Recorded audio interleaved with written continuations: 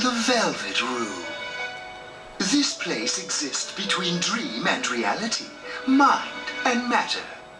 Now then, why don't you introduce yourself? Hello. LOI Games, back with some more Persona 4 Arena. Man, it has been a really long while since I played this, so if I mess up my combos, you know. This is a space that only those who have, in one way or another, entered into a contract may enter. In your daily life, you subconsciously heard the call to awaken, and you chose to follow the destiny of your inner voice, thereby enacting your glorious awakening to your power. Thank you, Margaret. I think I know your dialogue now. Alright, so let's get this started, shall we? I wish you good luck. Alright, so I believe where we last left off is we were going to fight Yukiko, I believe. Hey! Hi there, sugar.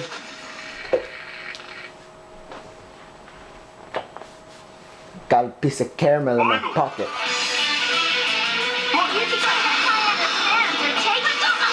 Let's end this.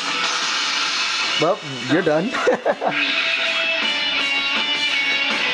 The fight finishes. I guess this proves that Yu is just too powerful.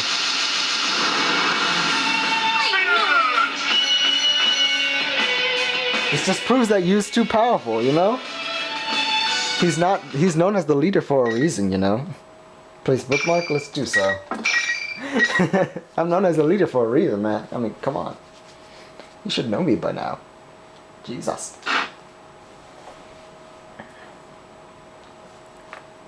I'm the leader for a reason. The winner is you, Senpai! What an utter thrashing! I love all this animosity! Animosity. Is that a word? I can't remember. Hockey self-righteous friends showing how they really feel by beating the crap out of each other. Well, we do that in life either way, Teddy, so... And we still call each other friends, even afterwards. That's the real thrill of the P1 Grand Prix! The P1 Grand Prix is a tournament where you beat the crap out of your opponents. I don't care to hear any more of Teddy's jest. I still have reservations about... cannot read. I still have reservations about fighting against my friends. But I now know that there is no other way to save them. I'm resolved to do what must be done. Also, there is no knowing if Teddy and Rise have been affected just like Yosuke and Yukiko had. If they are, then there's no use in trying to talk to them through the monitor like this. That's the conclusion I've come to. But Miss President seems to have other ideas. How much further are you gonna push this? Why are you doing it anyway? These guys are friends! What's so much fun about making friends fight each other? Miss President, this happens in life too, from time to time. So you're gonna have your ups and downs no matter what. Miss President vents her frustrations at Teddy's image on the monitor. But I was a bit surprised how she worked it. She seems more upset than he was making friends fight each other. Not why he had dragged the entire school into this mess. We've only just met, but she clearly sympathizes with us, and he understands the pain we're going through. I'm embarrassed, but proud at the same time. A girl with such compassion would be a great student council president. It's no wonder she was elected to represent the student body of Yokai Academy. No, Yasogami High. It's alright. Thanks, though. Thank you. I appreciate that. And look at my sexy body. Yes, look at my sexy body. I get all the women with this body. And look at my hair. Oh, look at that hair. Look at my face. Emotionless. Yeah. Chie, Yukiko, Rise, all the ladies love this. It's not alright! This is... Calm down, red-eyed. Calm down, red-eyed, silver-haired, skinny woman. She's still worked up and lashes out at me. Perhaps her heart is a little bit too honest. But her anger set my mind at ease. She's right. What General Teddy is doing right now cannot be forgiven. I glare at the monitor. Sorry, but you're not getting your wish. What? Yeah, Teddy, so back up. Back up, back up. No more of this scoring nonsense. Did you think this would be all it took to break us apart? Like I said, friends fight in reality. Whether it be a friendly competition, a tournament, or just fighting to just get your anger out. We're still friends until the end. That it would make us hate each other? Sorry to say, but that's a huge mistake on your part. Terribly huge. I believe in my friends. They'll never get taken in like that. This is just reality, Teddy. Get used to it. You're so stupid. What kind of sensei are you? One that cares about his friends. I'm warning you now. If you really are Teddy, then we'll get you back to normal no matter what it takes. Even if it costs us our lives. All this for just one stuffed bear. My life or one stuffed bear? My life or one bear? My life or one bear? I think my life is more important than one bear. Nah, I'm just kidding. We'll save you, Teddy, if it costs us our lives. Maybe if it costs us $2, we'll save your life. But if you're an imposter, hiding behind Teddy's face, You better watch us. I will make you pay for toying with us. You're gonna get cut in half. And I'm gonna show your emptiness to everyone. I'm gonna go to the Empire State Building. Everyone, look at Teddy. He's empty. Oh my God, he's empty. Don't check me. Don't click your tongue at me. I do that.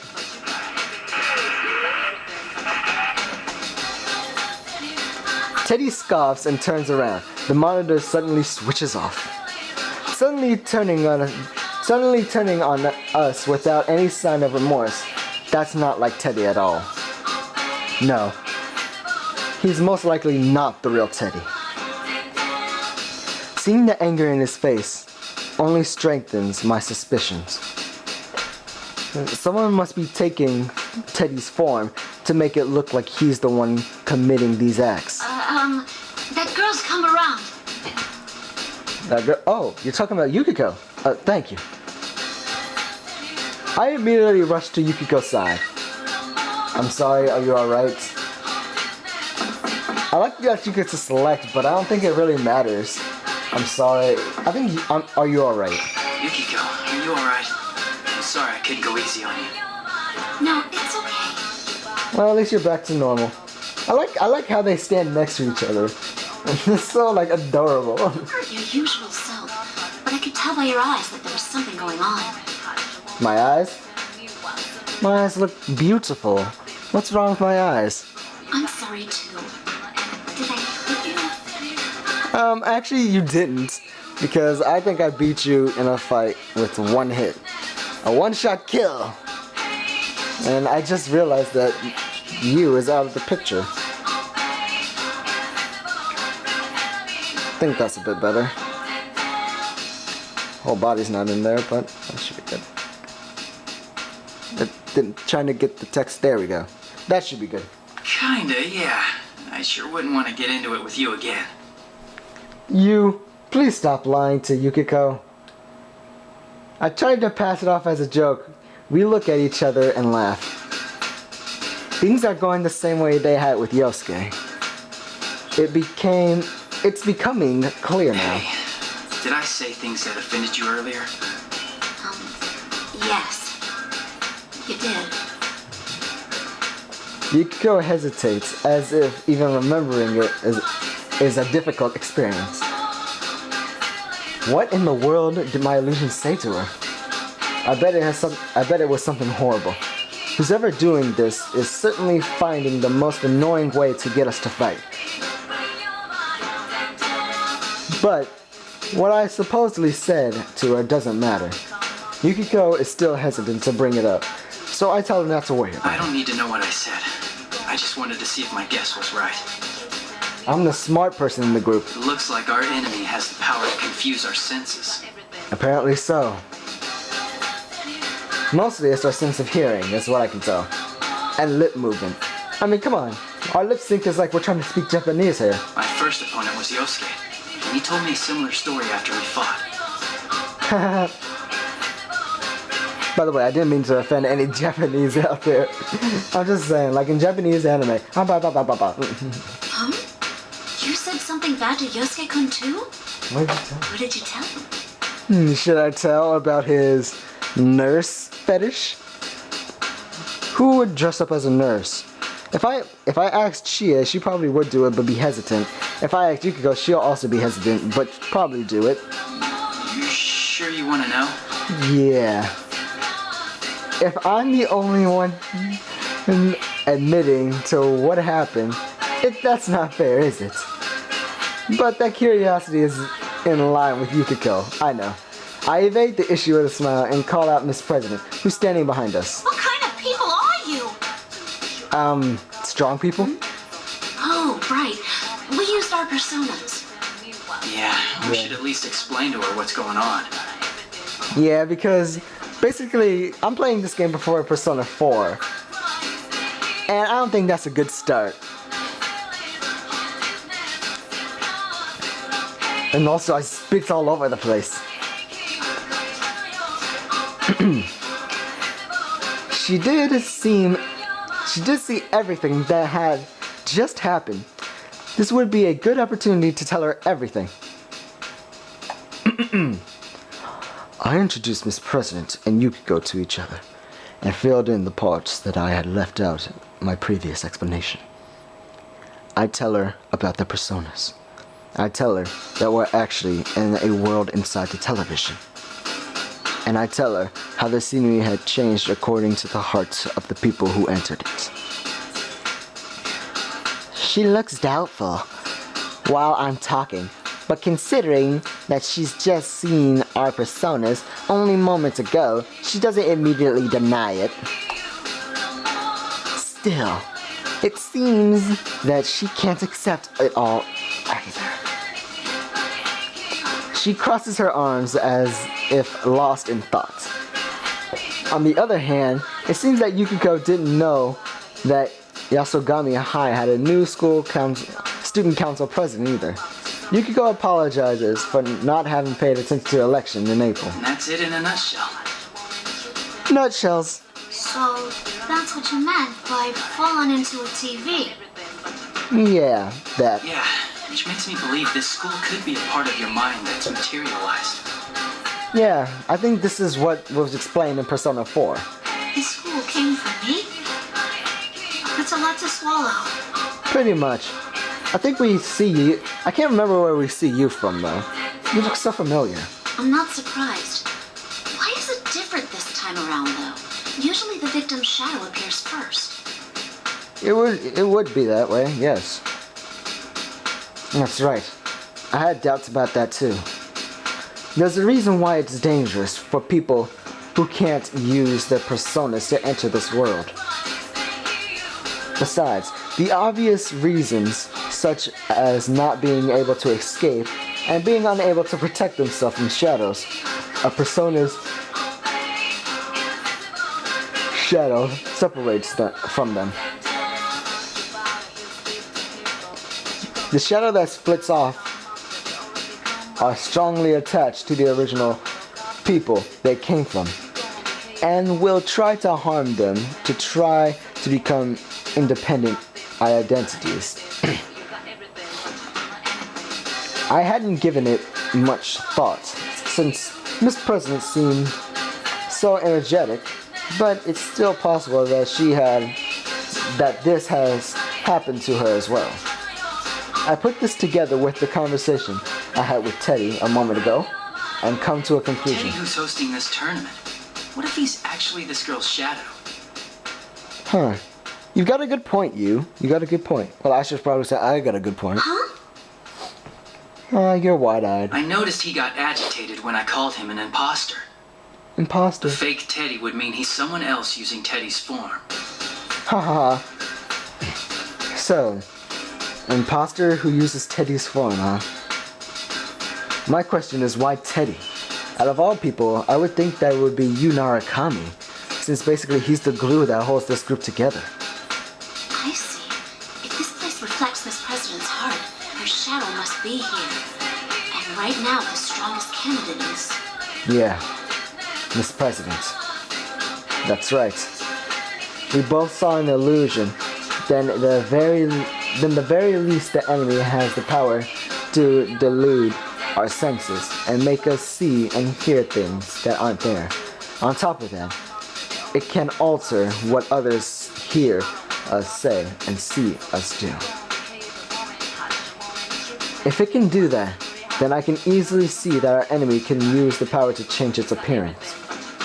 That means it only could be impersonating Teddy and leading this tournament. That still leaves the question as why it would take on an appearance of someone it doesn't know. Yeah, that is quite true. Like I said, let alone it be Teddy, I think it should probably be you, Narukami, because he's the glue. He's the one that keeps this place in check.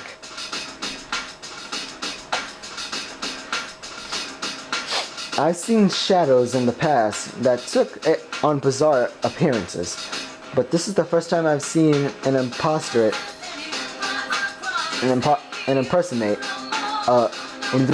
seen one impersonate an existing person. Does this shadow have some kind of objective? When I come to my senses, I see that Miss President has turned pale and stared down at the ground. All this talk about shadows in another world doesn't seem to be reaching her, but she seems troubled at the thought that she might be the cause of all this trouble.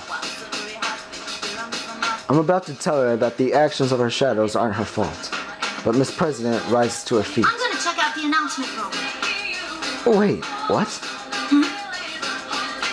The General Teddy's behind the whole shebang, right? And if he came from me... Please don't sacrifice yourself. You're too adorable. Then I gotta own up to the responsibility. A student body president, I can't let this go. No, you're too adorable. Wait, you're being reckless. We'll take care of the shadow. You need to... Yeah, we'll take care of it. Just... Get out of this TV world? And how am I supposed to do that? Go on. Show me the door. God, Jesus. You little smart mouth. Ugh. Well... Yeah. Her eyes are filled with the fire of determination, just as they had been when I first met her. Her sense of responsibility and her awareness of her duty say that she will never back down. Your cousin's in the announcement room, and you're gonna go save her, right? Yeah, and... I might not be as strong as the two of you, but I'm no slouch in a fight. No slouch in a fight. I would like to see you fight one day. Wouldn't it be better if we went together?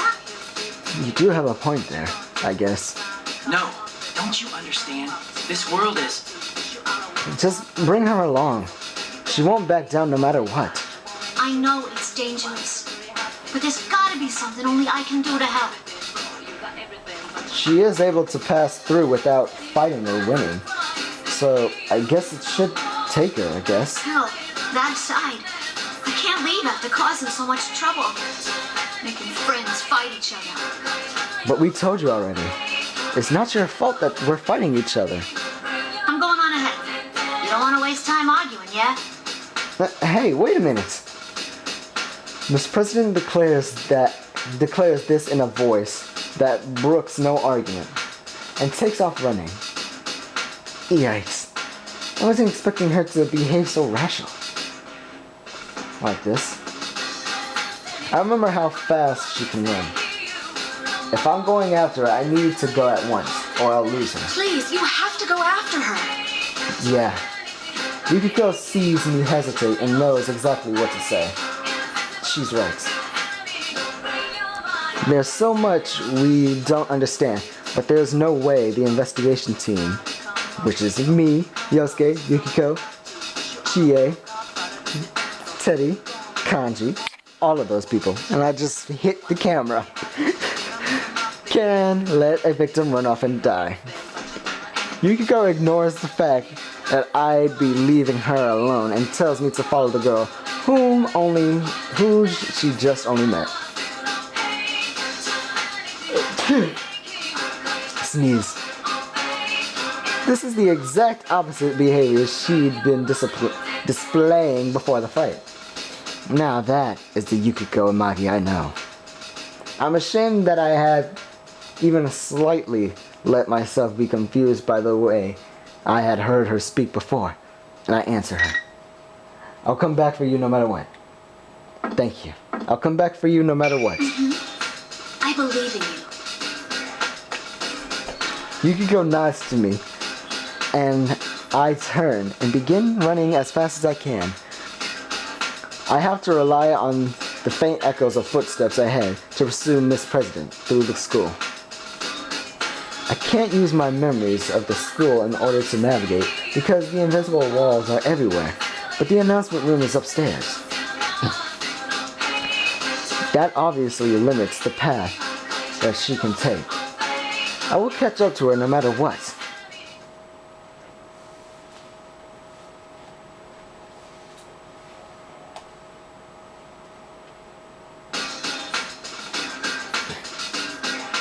I've been running after Miss President for a while, but I still can't catch sight of her. She's so fast, it's almost supernatural. I even began to think her path may not be hindered by the invisible walls. Wait a second. Now that I think about it, she's not a participant in the Pre-1 Grand Prix, isn't she? She didn't appear in the introduction video, and even though she'd been there when I faced off with Yukiko, she wasn't affected by the rules. Could she be able to walk through these walls? If so, then catching up to her will be quite difficult. Just as I'm thinking this, suddenly a blue door appears on my path. The blue door. The Velvet Room! I've seen this before. This is the entrance to the Velvet Room. I don't have time to deal with this, or so I think, but when I consider the time of its appearance, can't help but feel that there must be a reason for it. I make up my mind and reach for the door. As I walk through, I feel a slight sense of lightheadedness and close my eyes reflectively. When I open my eyes, I'm seated in my usual position, and Margaret is smiling quietly at me as if nothing is different. When she sees that I've noticed her, she speaks as if aware of my impatience. You seem flustered, but time has no meaning here. I like the way that she smiles. This is nice. This is a real nice smile. She should do that more often. Margaret politely points this out. Knowing that I'm in a hurry, time is meaningless here, huh? I thought I had figured out a few things about this room, but it seems that there's still more for me to learn about it. If time doesn't pass while I'm in this room, then I should concentrate on what she is about to tell me. Once again, as if reading my thoughts, Margaret smiles. It seems you've emerged victorious and have come away with a piece of the truth. Though you are in a garden of deceit, you have the vision to go forward. Impressive. Impressive. Is that student council president's shadow really the cause of all this then? That's the quick question that I need to ask. I need to know. Who can say? All I know is that you are getting ever closer to the truth. The truth is closer, isn't it? There is one thing I can tell you. What is that? Margaret's golden eyes. I love how her eyes are golden too. It's like so unique how they give anime characters like different colored eyes. If only real life was like that. Darn it. Margaret's golden eyes are fixed on mine. If that girl's shadow is the cause of this misfortune, she will face her trial. But it's separate from your fate. Her trial is separate from mine. It can't from my fate. It can't be, because since I've met her, we've only been together through this point. It can't be separate from mine, can it? You have your own trial to overcome. Keep that to heart. But didn't I already go through my trial? I mean, I have my persona, I went through my shadow. What more is there? My own trial. I didn't mean to, but I repeat what Margaret had just said. Everyone sees various things in you that draw them to you. Salvation, hope. I myself find fascination in watching over you. So we're comrades, I believe. Fate may not be the author of your trials, but you are destined to be tested. Tested? Oh God, please don't put a probe up my butt. Margaret smiles mischievously and nods towards me. Another slight feeling of lightheadedness passes, and I return to the otherworldly school. The blue door is nowhere to be found, as if it had never been there to begin with. I look up. I still don't understand what my own trial is supposed to be, but for some reason my mind has cleared up a bit. Save a bookmark. Scene 8.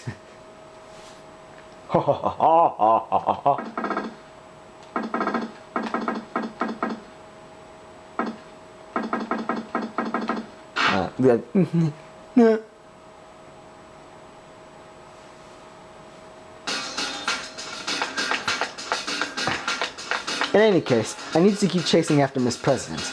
And now I immediately see a recognizable figure. Her long ponytail. I followed her. I found her. Wait! It's too dangerous to go alone. Says me running at sprints. Miss President turns around in response to my voice.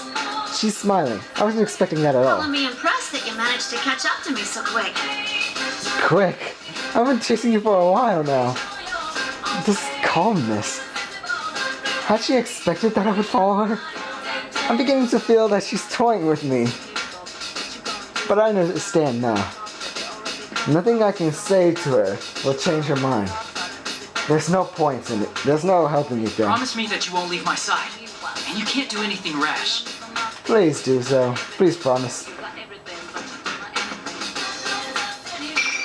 Oh, so that's the part of me. Oops. If you can't agree to those terms, I'll have to force you into protective custody. Oh, force. This is a matter of life and death for you. Actually, yeah, it Sure is. thing. Then let's get to that announcement room together. I like how they put emphasis on the together, even though that's not there. It's like the announcement room together. I thought that I'd be able to keep her in check by saying that her life was in danger, but she doesn't seem to take any notice. She just shrugs and accepts my proposal. She's quite hard to deal with. I'm not sure if she knows how I'm feeling, but she speaks up. Mind if I ask you something? What is it? Yeah, you can ask anything. There's a moment of silence. Just as I'm about to ask her to go on, Miss President continues. It's tough, being forced to fight your friends, huh?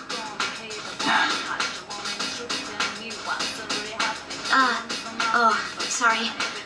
You don't gotta answer. She must still be thinking about my fight with Yukiko. True. I'm slightly hesitant to talk about any of this. But it's a question that must be answered. That's how it feels to me. No, you're right. If I could avoid it, I would. But I believe in my friends. And they believe in me, because I'm their hope and salvation. I'm the one who saved their asses. You mean your friends won't hate you after the fight? It happens in reality. Or you think they'll understand that you don't really want to fight? This happens in reality, like I say. I don't know. Both, maybe. Yeah, maybe. I mean, there's no way we'd fight each other without some kind of reason. Will she believe that answer? I study Miss President's face, but when she opens her mouth, she was unexpectedly gloomy, looking in her What eyes. if you had to kill each other? What? And I think I could end it here, guys. Anyway, like and favorite if you enjoyed. Subscribe to become part of the archives. And I will see you all later. Peace out.